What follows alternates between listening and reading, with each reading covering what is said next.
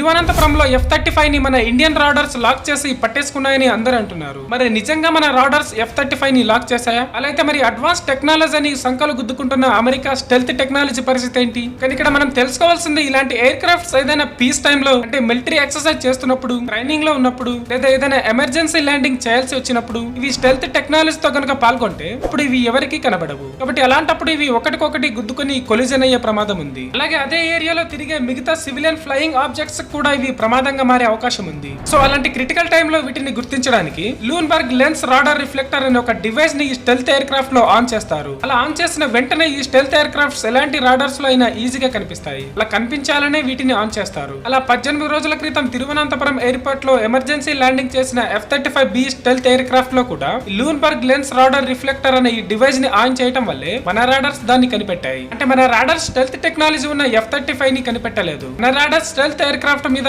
లూన్బర్గ్ lens ఉండటం వల్లే కనిపెట్టాయి. So కాబట్టి మన Indian air force stealth air craft ని పట్టేసుకుందనే విషయం అబద్ధం.